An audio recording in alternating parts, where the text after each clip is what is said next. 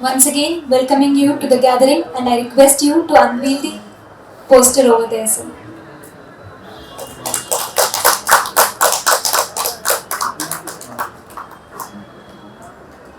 Thank you. And now the stage is for the conversation.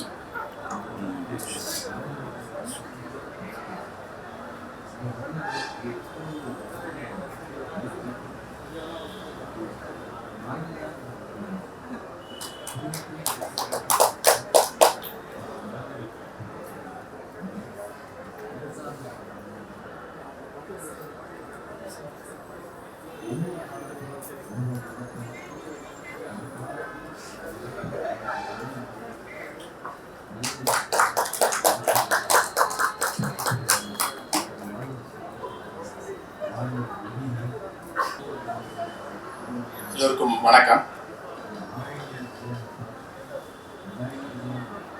IPhone டுஷ்ங்கிற எழுத்தாளர் வந்து எனக்கு தெரிஞ்ச வரைக்கும் துருக்கியில் அப்புறம் முதல்ல மொழிபெயர்க்கப்பட்ட மொழி வந்து தமிழ் தான். கிட்டத்தட்ட 15 ஆண்டுகளுக்கு முன்னால் அவங்களுடைய முதல் நாவல் அசிஸ் பே சம்பவம் வந்து எனக்கு அந்த நாவலை ப்ரெசென்ட் பண்ணும்போது எனக்கு பிடிச்சிருந்தது. ஸோ துருக்கியில் வந்து அவங்களுக்கு வந்து அவங்க இலக்கியத்தை முன்னெடுக்கிறதுக்கான ஒரு திட்டத்தில் வந்து அவங்க ஏற்கனவே அந்த நாவலை வந்து அரசாங்கத்தோட உதவியோட ஆங்கிலத்தில் மொழிபெயர்த்து ரெடியாக வச்சுருந்தாங்க. ஸோ அந்த மொழிபெயர்ப்பு கொடுத்தாங்க. நான் வந்து சுகுமாரத்தை காமிச்சு அது ரொம்ப பிடிச்சிருந்தது. அதை எடுத்து டிரான்ஸ்லேட் பண்ணேன். ஸோ முதல்ல கிட்டத்தட்ட துருக்கியில் தமிழ் தான் ஆங்கிலத்தில் பப்ளிஷ் ஆகிறதுக்கு முந்தையே பப்ளிஷ் ஆகிடுச்சு. பின்னால் அவங்க வந்து ஆங்கிலத்துலேயும் பப்ளிஷ் ஆச்சு. அவங்க ஒரு இன்னைக்கு வந்து ஒரு துருக்கியில் அறியப்பட்ட ஒரு இன்டர்நேஷ்னல் ரைட்டர்னு அவங்க சொல்லலாம். அதே மாதிரி 2வது நாவல் வரும்போதும் அவங்களோட சிஸ்டம் படி அவங்க என்ன பண்ணுவாங்கன்னா ஆங்கில மொழிபெயர்ப்பு அவங்களே பண்ணிடுவாங்க. அந்த அவங்களே வந்து கமிஷன் பண்ணி அதை மொழிபெயர்ப்பை வந்து ரெடி பண்ணி அந்த படைப்பையும் அந்த மொழிபெயர்ப்பையும் சேர்த்தே நமக்கு வந்து தமிழ் அனுமதி கொடுத்துருவாங்க. ஸோ அது அவங்களுடைய ஒரு சிஸ்டம். மற்ற இடங்கள்லாம் போகும்போது நம்ம வந்து சமயங்கள் தனித்தனியாக டீல் பண்ண அப்படின்லாம்.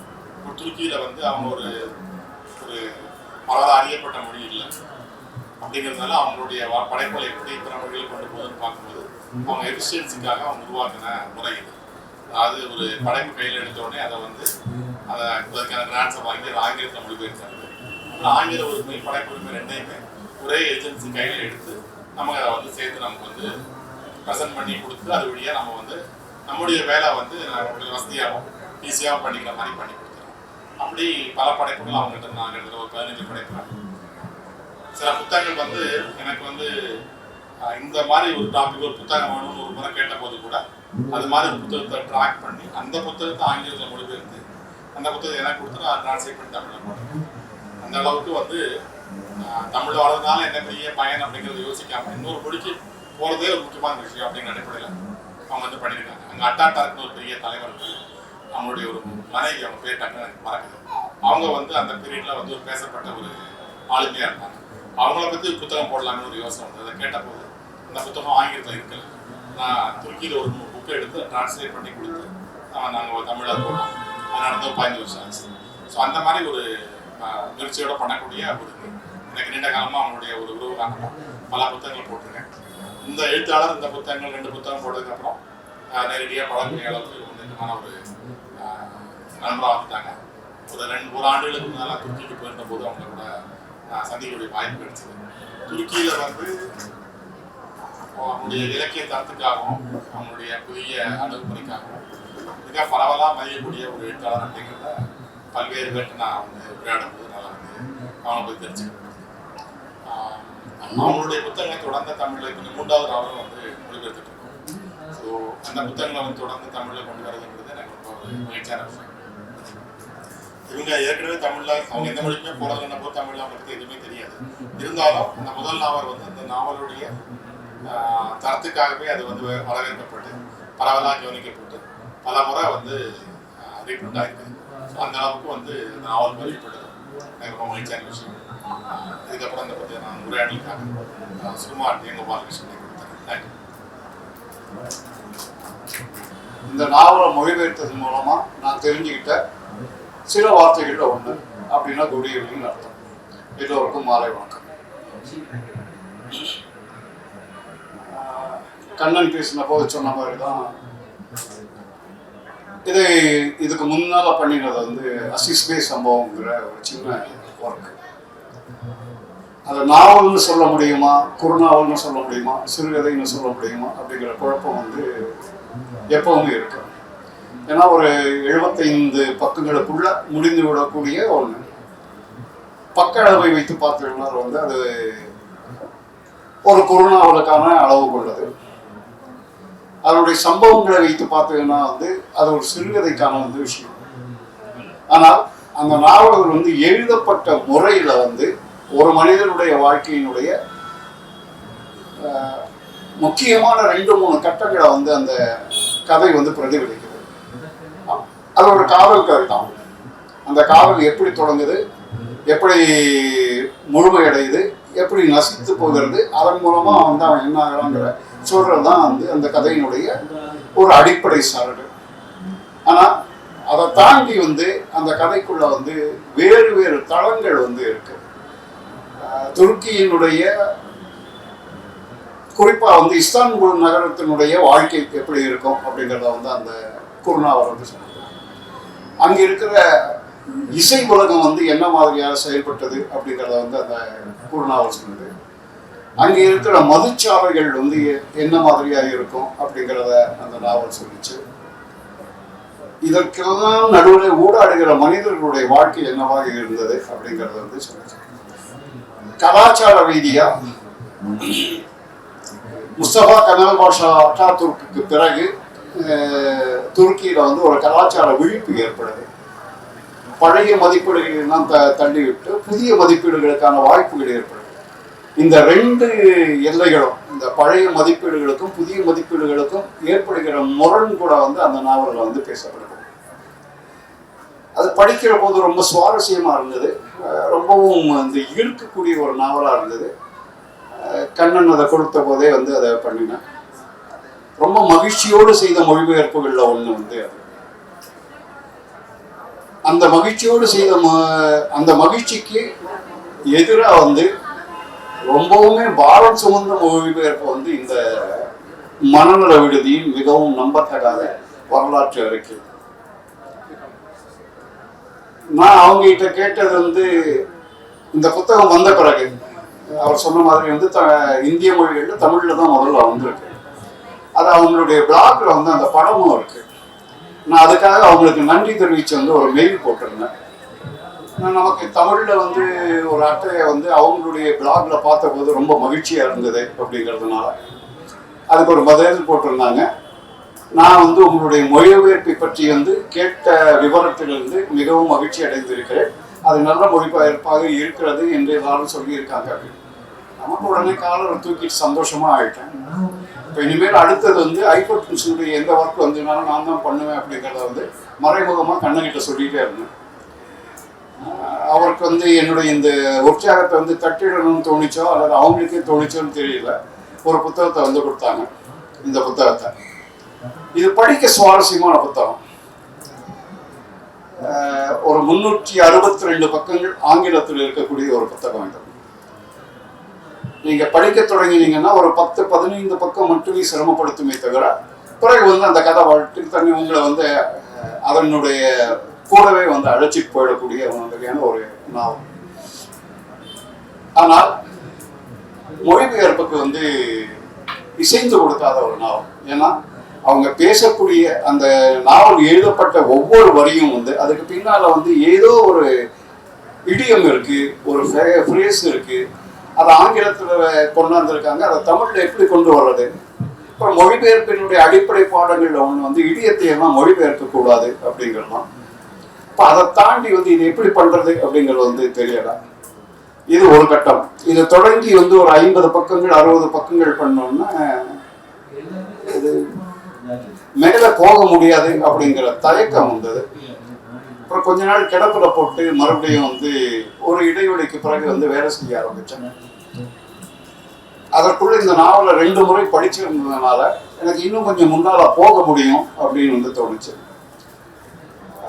ஒரு உடல்நல குறைவின் காரணமா வந்து ஒரு வருடம் வந்து வேற எதுவுமே செய்யல. அதற்காக நான் சாப்பிட்ட மருந்துகள் வந்து என்னை வந்து ரொம்பவுமே தொல்லை பண்ணுச்சு. உளவியல் ரீதியா அந்த மருந்துகள் ரொம்ப தொல்லை. அந்த சமயத்துல இந்த நாவலை வந்து நான் எடுத்துக்கிட்டேன் அப்படிங்கிறது வந்து நான் செய்த பிழை, நான் செய்த சரி. ஏன்னா இந்த நாவல் இது ஒரு பக்கம். இந்த நாவல் அடிப்படையில ஒரு மருத்துவமனையில நடக்குது. இஸ்தான்புல்ல வடக்கு பகுதியில் இருக்கிற ஒரு கருங்கடல் பகுதியில இருக்கிற ஒரு மருத்துவமனை. அந்த மருத்துவமனையினுடைய வினோதம் என்னன்னா, கடலை பார்த்து எந்த ஜன்னலுமே இல்லாத ஒரு மருத்துவமனை. அந்த மருத்துவமனைக்குள்ள வந்து சேருகிற மனநோயாளிகள், அவர்களை சிகிச்சை செய்கிற டாக்டர்கள், அவர்களை பார்க்க வர்றவங்க, அந்த தொழிலில் ஈடுபட்டிருக்காங்க. இவங்க எல்லாம் தான் இந்த கதாபாத்திரங்கள். ஏறத்தாழ 412 கதாபாத்திரங்கள் வந்து இந்த நாவலுக்குள்ள இருக்கு. இப்போ ஒரு கதை தொடங்கி கோபாலகிருஷ்ணனுடைய கதையை நான் சொல்லிட்டு இருக்கிற போது, அந்த கதைக்குள்ள சொல்லிட்டு இருக்கிற போது அது திரும்பவும் வந்து வேறொருத்தருடைய கதையா மாறும். அந்த கதை இன்னும் விரிந்து போகும். இப்படி சங்கிலி சங்கிலியா கோர்த்துட்டு வந்து கடைசியா வந்து போகக்கூடிய ஒரு கதை. இந்த கதை பிறப்பது ஒரு காதல் தினத்தின் காலையில தொடங்கி அன்று முடிகிற போது வந்து அந்த கதை முடிஞ்சிருந்தது. அதுக்குள்ள வந்து ஒரு தமிழ்ல வந்து 500 பக்கங்கள் வந்து இருக்கு. இதுக்குள்ள வந்து ஒவ்வொருத்தரும் வந்து வினோதமான நபர்கள். உடல்நல மருத்துவரும் வந்து வினோதமான ஆள், உடல்நல நோயாளியும் வந்து வினோதமான ஆள், அவங்க பார்க்க வர்றவங்களும் வினோதமான ஆட்கள். இதெல்லாம் சேர்ந்து வந்து இந்த நாவலுக்குள்ள நடக்கிற பல விஷயங்கள் வந்து எனக்கே நடக்குது அப்படின்னு வந்து தோண ஆரம்பிச்சிருச்சு. அந்த அளவுக்கு வந்து இந்த நாவல் வந்து என்னை துன்புறுத்தியது. ஒரு 300 பக்கம் முடிச்சதுக்கு பிறகு வந்து இந்த நாவலை என்னால் தொடர முடியல அப்படிங்கிற ஒரு பெரும் இடர்பாட்டில் வந்து மாட்டிக்கிட்டேன். அப்ப வேற யாராவது இதை துணைக்கு வருவாங்களா அப்படின்னு பல பேர்கிட்டையும் வந்து சில பக்கங்களையாவது பண்ணி கொடுங்க, நான் சரி பண்ணிக்கிறேன் அப்படின்னு. அப்படியெல்லாம் யாரும் வரல. கடைசியா வந்து ஷாலினி பிரியதர்ஷினி என்கிற ஒரு இளம் மொழிபெயர்ப்பாளர் என்னுடைய உதவிக்கு வந்தாங்க. ஒரு 65 பக்கங்கள் வந்து அவங்க பண்ணினாங்க. அந்த பக்கங்களை எல்லாம் வந்து நான் திரும்ப என்னுடைய நடைக்கு அல்லது இந்த நாவலுக்காக நான் உருவாக்கி கொண்ட ஒரு நடைக்கு மாற்றிக்கிட்டேன். அப்படித்தான் இந்த நாவலினுடைய பிறகு. இந்த நாவலை குறித்து வந்து நண்பர் கோபாலகிருஷ்ணன் பேசுவார். அவர் ஏதாவது கேள்வி கேட்டால் நான் அதுக்கு பதில் சொல்லுவேன். கிட்டத்தட்ட நாவலை பத்தி அவரே எல்லா தகவல்களையும் பெரும்பாலான விஷயங்களை சொல்லிட்டாரு. தமிழ்ல இது மாதிரியான மனநல கோளாறு அல்லது மனநல பிரச்சனைகளை அடிப்படையாக இருக்கக்கூடிய நாவல்கள் அல்லது எழுத்து அப்படின்னு உடனடியாக நமக்கு இன்னைக்கு வர்றது வந்து கோபிகிருஷ்ணன் அவருடைய டேபிள் டென்னிஸ் மாதிரியான உணர்வுகள் உறங்குவதில்லை மாதிரியான ஒர்க்கெல்லாம் வந்து நமக்கு உடனடியாக ஞாபகம் வரும். அப்புறம் எம்.வி. வெங்கட்ராமனுடைய காதுகள், அந்த நாவலையும் அந்த கணக்கில் எடுத்துக்கலாம். இந்த மாதிரியான நாவல்கள் நமக்கு அறிமுகமாக இருக்கிற வேளையில ஐஃபர் பிலிம்ஸ் வந்து நமக்கு புதுசு இல்லை. இவர் சொன்ன மாதிரி அந்த அசிஸ் பே சம்பவத்தின் வழியாக நமக்கு ஏற்கனவே பரிச்சயப்பட்ட ஒரு பெயர் தான். அதே மாதிரி துருக்கி நாவல்களும் நமக்கு புதுசு இல்லை. ஏன்னா ஜி குப்புசாமி கிட்டத்தட்ட ஓரான்பாம் அவர்களுடைய எல்லா ஒர்க்கையுமே தமிழ்ல பண்ணிட்டாரு. அது போக தன்பினார் அப்படிங்கிற ஒரு மூத்த எழுத்தாளருடைய இந்த நேர நெறிமுறை நிலையம், நிச்சலகம், பிரமாதமான ஒரு மொழிபெயர்ப்புல டி.ஆ. சீனிவாசனுடைய அபாரமான மொழிபெயர்ப்புல வந்திருக்கக்கூடிய ஒரு நாவல். அந்த நாவலை பத்தி தமிழ்ல பெருசா அதை பத்தின சலனம் இல்லாம இருக்கிறது வந்து ஆச்சரியமான மிக பிரமாதமான மொழிபெயர்ப்புல வந்திருக்கக்கூடிய ஒரு நாவல். அது எல்லாமே துருக்கியினுடைய பின்புலத்தில் இருக்கக்கூடிய நமக்கு கிடைத்திருக்கக்கூடிய எழுத்து. இந்த நாவலை பொறுத்த வரைக்கும் அவர் ஏற்கனவே சொன்ன மாதிரி அந்த மனநல விடுதியில் இருக்கக்கூடிய பல்வேறு கதாபாத்திரங்கள், அவங்க சிகிச்சை அளிக்கிறவங்க, வந்து பார்க்க போறவங்க எல்லாருமே அவருடைய கதாபாத்திரங்கள் தான். இந்த கதாபாத்திரங்களுடைய கதை வந்து ஒவ்வொன்றும் பின்னி பின்னி ஈராக் அந்த துருக்கியினுடைய பல்வேறு வரலாற்று காலகட்டத்துக்கும் பல்வேறு இடங்களுக்கும் போயிட்டு திரும்ப திரும்ப அந்த மனநல வெளியில வந்து முடிகிற மாதிரி அந்த கதைகள் பின்னி பின்னி போயிட்டே இருக்கும். இப்படி அவங்க வந்து ஒரு விதமான ஒரு கிராஃபை உருவாக்குறாங்க. ஐஃபர் பிலிம்ஸ் வந்து அந்த துருக்கியினுடைய ஒரு கிராஃபை உருவாக்குறாங்க. அப்படி உருவாக்கும் போது அந்த வரலாற்று பக்கங்களையும் அதில் இருக்கக்கூடிய நாயகர்கள், அதில் இருக்கக்கூடிய சினிமா நட்சத்திரங்கள், இந்த மாதிரி பல்வேறு முக்கியமான கதாபாத்திரங்கள், வரலாற்று சம்பவங்களையும் வந்து இதோட இணைத்தே வந்து அந்த நாவலை எழுதிட்டே போறாங்க. எழுதி போகும்போது இந்த மனநல விடுதி குறித்த ஒரு நாவல் அப்படின்னு சொல்லும்போது நமக்கு ஒரு சின்ன ஒரு கேள்வி வரும். இவ்வளவு பெரிய ஒரு நாவல், மனநல சிகிச்சை, மனநல முறை பற்றி பேசக்கூடிய நாவல் வந்து ஓரளவு சோர்வளிக்கக்கூடிய ஒரு நாவல். அவரு உடம்பு சரியில்லைன்னு சொன்னாரு, சோர்வளிக்கக்கூடிய ஒரு நாவல் அப்படிங்கிற ஒரு சந்தேகம் வரும். ஆனா வந்து இந்த நாவல்ல ஐஃபர் டுன்ஸ் என்ன பண்ணியிருக்காங்கன்னா, அதை வந்து ஒரு கொண்டாட்டமா, அதனுடைய கழிப்பான தருணங்களை தான் வந்து நிறைய சித்தரிச்சுட்டே போறாங்க. கிட்டத்தட்ட அந்த நாவலுக்கு வந்து ஒரு டேக் இருக்கு, திருவிழா, கார்னிவாலஸ் நாவல் அப்படிங்கிற மாதிரி. இது ஒரு திருவிழாவை அடிப்படையாக கொண்டதுங்கிற மாதிரியான ஒரு டேக்லைனை தான் வந்து இதுல குறிப்பிடுறாங்க. அந்த அளவுக்கு அது ஒரு கொண்டாட்டமான மனநிலையை சித்தரிக்கிற மாதிரி தான் அந்த நாவலை வந்து உருவாக்கியிருக்காங்க. ஒரு வகையில இத ஒரு அரசியல் பின்னணியில பார்த்தா துருக்கியை தான் வந்து அவங்க வந்து ஒரு மனநல விடுதி அப்படிங்கிற மாதிரி சித்தரிக்கிறாங்க அப்படிங்கிற மாதிரி தான் வந்து விமர்சன குறிப்புகள்லாம் நிறைய பேர் எழுதுறாங்க. ஏன்னா துருக்கியோட எல்லா வரலாற்று சம்பவங்களையும் இதோட சேர்த்து தான் அவங்க வந்து நாவலை எழுதியிருக்காங்க. அதனால அவங்க ஒரு அரசியல் நாவலாக இதை படிக்கக்கூடிய ஒரு சாத்தியம் இருக்கிறதையும் அவங்க உள்ள கொண்டு வந்துருக்காங்க. இதுல ஏற்கனவே அவர் சொன்ன மாதிரி ரொம்ப சவாலான ஒரு கதைக்களம், சவாலான மொழி அமைப்பு, அதே மாதிரி இந்த கதையை சொல்லிட்டு போற விதம் அப்படிதான். கிட்டத்தட்ட யுவன் சந்திரசேகருடைய நாவல் தான் எனக்கு கதை மரபுதான் எனக்கு ஞாபகம், கதைக்குள்ள சொல்லிட்டு போறாங்கிற மாதிரி. அந்த மாதிரியான ஒரு மொழிநிலையில இருக்கக்கூடிய ஒரு நாவலை சுகுமாரன் மொழிபெயர்க்க எவ்வளவு சிரமப்பட்டிருப்பாரு அப்படிங்கிறத வந்து அதை படிக்கும்போது எனக்கு தெரிஞ்சது. அவங்களுக்கு தகுந்த நேரத்துல அவங்க வந்து ஒரு உதவி செஞ்சிருக்காங்க, ஷாலினி. அதனால இந்த மொழிபெயர்ப்பை படிக்கும்போது முதல்ல அவர் சொன்ன மாதிரி ஒரு 20-25 பக்கத்துக்கு அந்த கதைக்குள்ள போறதுக்கு கொஞ்சம் சிரமமா இருக்கு. அதுக்கப்புறம் அந்த நிலப்பரப்பு, அதனுடைய டிக்ஷன் எல்லாம் தெரிஞ்சதுக்கு அப்புறம் அந்த நாவலுக்குள்ள சரணமா படிக்க முடியுது. 480 பக்கம்ங்கிறது ஒரு பொருட்டு இல்லைங்கிற மாதிரி படிக்கக்கூடிய ஒரு நாவலா தான் அது மொழிபெயர்த்திருக்காங்க. இதுல வந்து இன்னொரு நாவல் இருக்கு,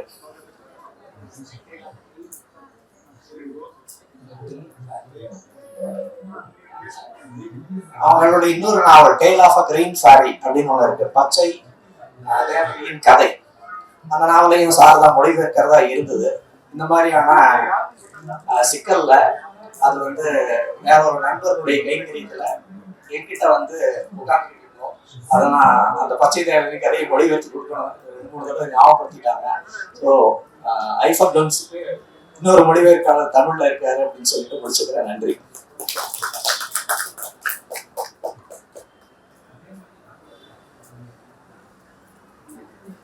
ஏதாவது கேள்வி இருந்ததுன்னா சார்கிட்ட கேட்கலாம்.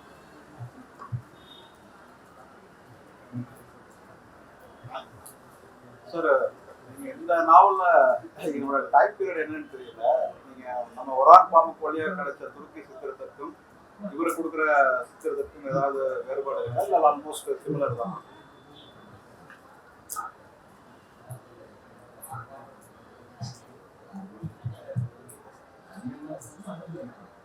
இல்ல இது வந்து ரொம்ப கான்டெம்பரரியான ஒரு நாவல். ஏன்னா 1922-23 அமெரிக்காவில் வெளியாகிற டெலிவிஷன் தொடரை பத்தி இதுக்குள்ள இருக்கு. ஒரு கதாபாத்திரம் அந்த டெலிவிஷன் தொடரை தான் பார்த்துருக்கு.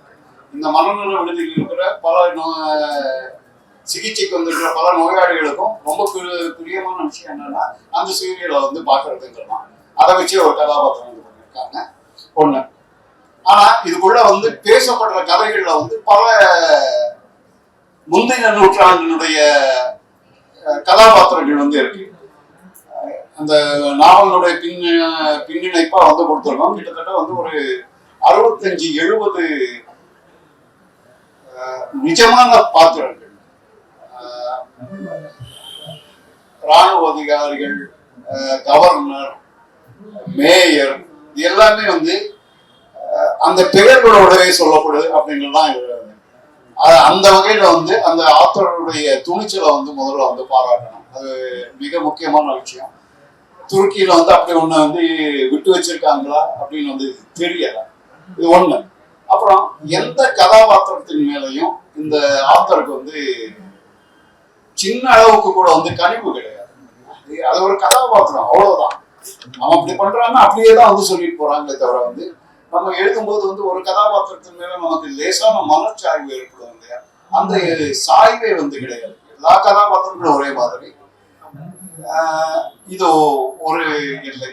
இன்னொன்று வந்து இந்த படிக்கிற போது வந்து தோன்றது வந்து உண்மையிலவே வந்து யாருக்கு வந்து மனநலம் குன்றி இருக்கிறது, இந்த கதாபாத்திரங்களுக்கா அல்லது வந்து அவங்களுக்கு சிகிச்சை பண்றவங்களுக்கா அல்லது அதை வாசிக்கிற நமக்கா அப்படிங்கிறதா.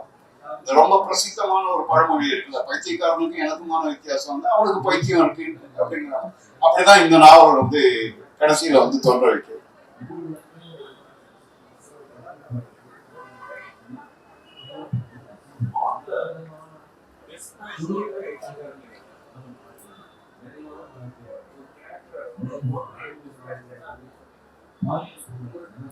டிரான்ஸ்லேட் பண்ணும்போது ஏன் இந்த டிஸ்பேஷன் இருக்க மாட்டேங்குது?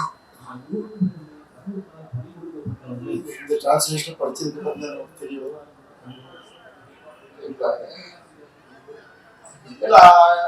எனக்கும் வந்து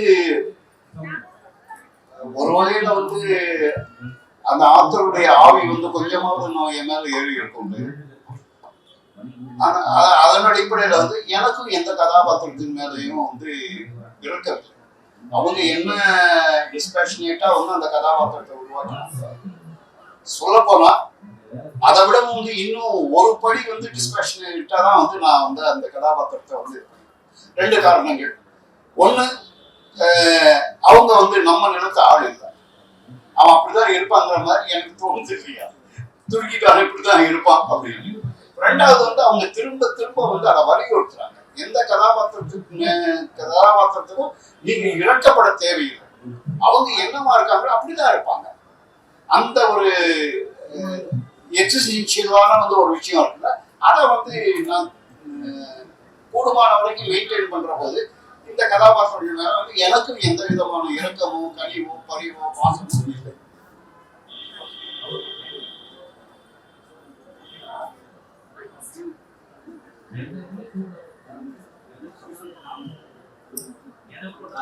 வேற எதுவும் கேள்விகள் இருக்கா? முடிச்சுக்கலாமா?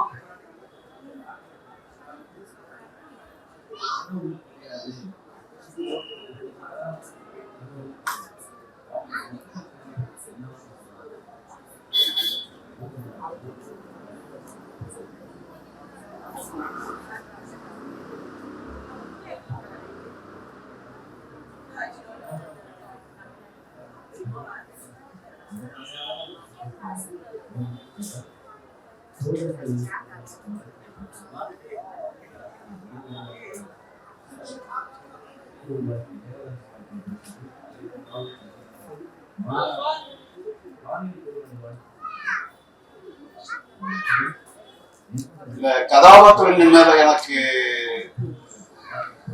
பெரிய பரிவு இல்லை அப்படின்னு சொன்னது வந்து 99% உண்டு. 1% ஒரு கதாபாத்திரத்தின் மேல வந்து எனக்கு பிரியம் இருக்கு. அவர் வந்து ஒரு நியூரோ சர்ஜன், யாசர் முஷ்டகின்னு அவர் பேரு. நியூரோ சர்ஜரியில வந்து அவர் வெற்றி பெற முடியல. ஆனா அவருக்கு பெரிய ஆசை வந்து இன்னொரு எழுத்தாளருடைய கதையை வந்து மொழிபெயர்க்கணும் அப்படின்னு. அது வந்து அதுக்காகவே வந்து அவர் பெர்ஷியன் லாங்குவேஜ் படிக்கிறார், பெர்ஷியன் கலாச்சாரத்தை வந்து எடுத்துக்கிறார், பாரசீக இலக்கியத்துல வந்து மூழ்கிறார். பாரசீக இலக்கியத்துல மாடர்னிசத்துக்கு தொடக்கம் குறித்த சதாக் ஹிதாயத் அப்படிங்கிற ஒருத்தருடைய கதையை வந்து அவர் மொழிபெயர்க்கணும்னு இருக்கிறார். சதாக் ஹிதாயத் வந்து அமெரிக்காவில் வந்து கல்வி கற்க வர்றார். அவர் பெர்ஷியன் படிச்சுக்கிறார். வாழ்க்கையினுடைய நெருக்கடி காரணமாக, ஒரு இருத்தல் பதற்றம் காரணமாக தற்கொலை செய்து கொண்டு செத்து போடுறார். அந்த கதையை தான் மொழிபெயர்க்கணும் அப்படின்னு வந்து தோணுச்சு. இவருக்கு வந்து தோணுது. அதை மொழிபெயர்த்து முடிச்ச போது வந்து முதல் வரியை படிச்ச போது அவருக்கு வந்து தோணுது, நான் சரியாவே மொழிபெயர்க்கல அப்படின்னு. இந்த நாவலை வந்து முடிச்சு கொடுத்த போது எனக்கு தோணுச்சு, நான் சரியாவே மொழிபெயர்க்கலையோ அப்படின்னு. ஆனா முதல்ல படிச்ச வாசகர்கள் வந்து அதுக்கான வந்து விடையை வந்து சொன்னாங்க. மொழிபெயர்ப்பு பத்தி பேசப்படுகிற சிறப்பு வாசகங்கள்ல மிக மோசமான வாசகம் வந்து இது தமிழ்ல படிக்கிற மாதிரியே இருக்கு சார் அப்படின்னு சொல்றாங்க.